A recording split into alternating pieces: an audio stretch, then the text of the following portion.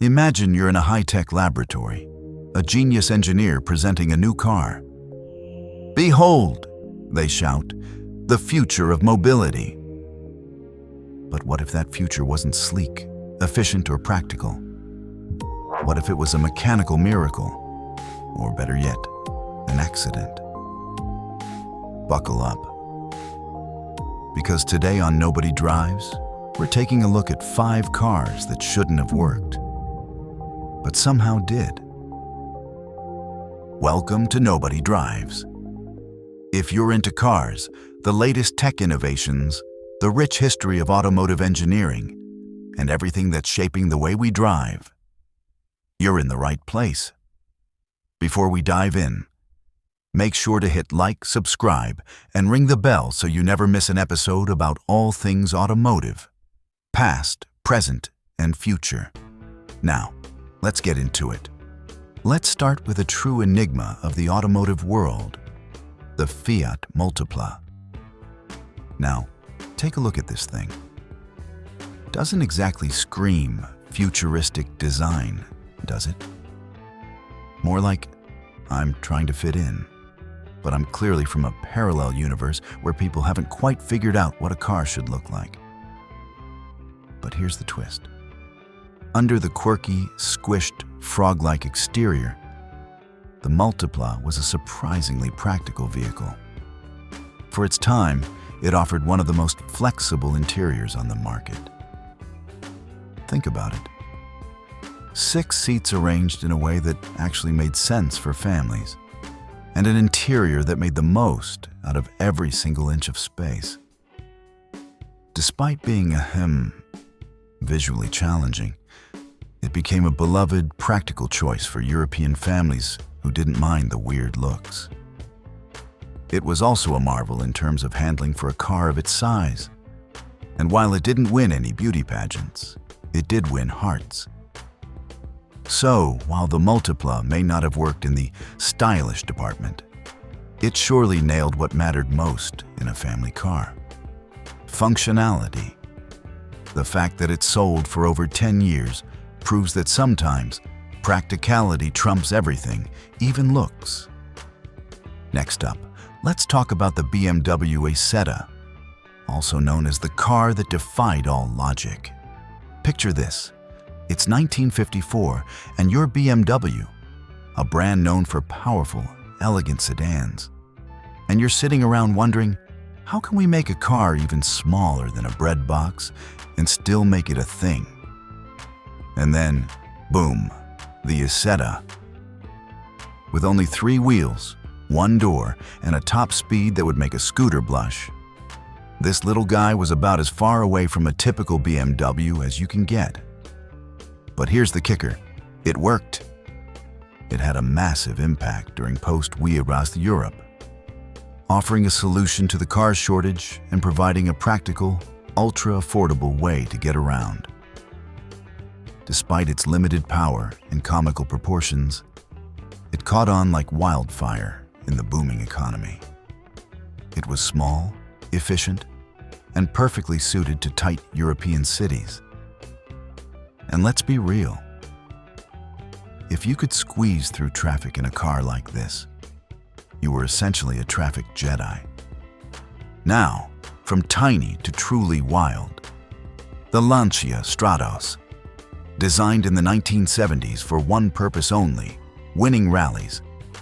It was about as impractical as it gets for the average road user. It had a ridiculously short wheelbase, hardly any room inside, and a highly unconventional design. Most car manufacturers would look at it and think, this is the automotive equivalent of a high-risk, low-reward experiment. But guess what? This car worked, and not just worked, it dominated. In its short career, the Stratos won multiple World Rally Championships, beating all odds. What made it work? Simple. Precision engineering. It was designed to be light, nimble, and devastatingly quick in the right hands.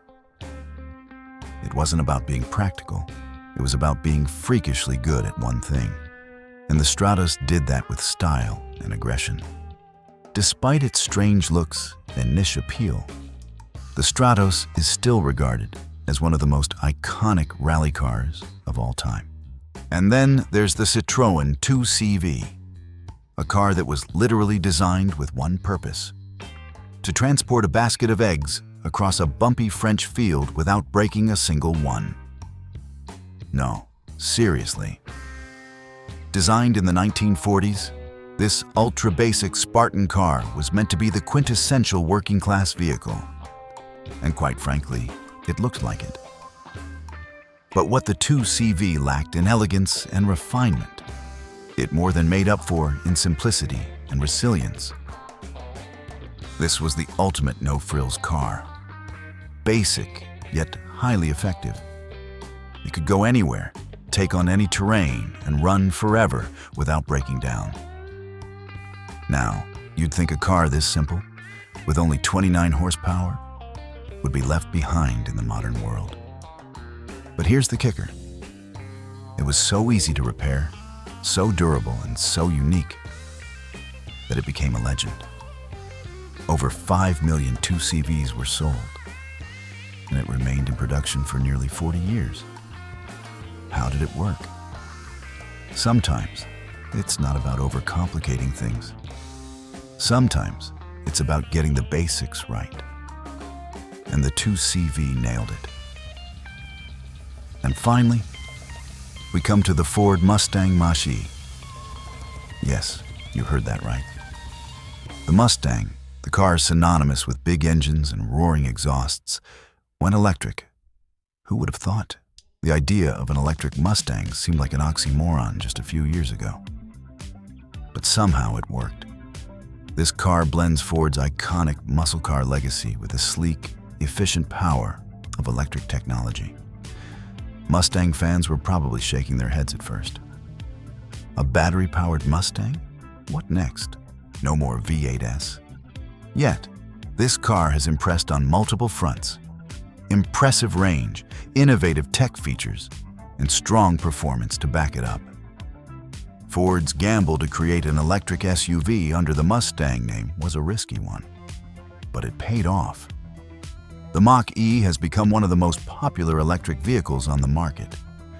It's a strong contender to challenge Tesla, and even traditional muscle car fans can't help but admit it's a blast to drive.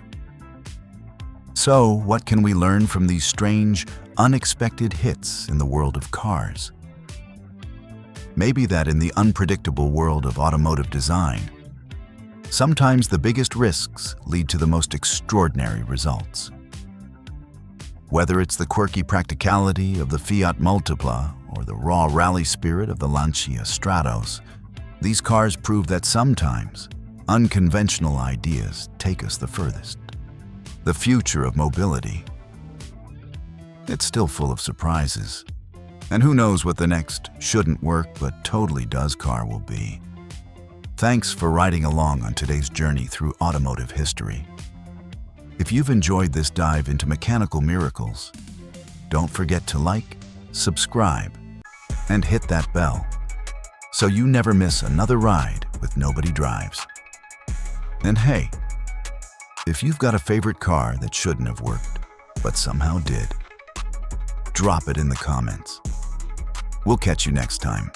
And remember, the road to the future is always a little unpredictable.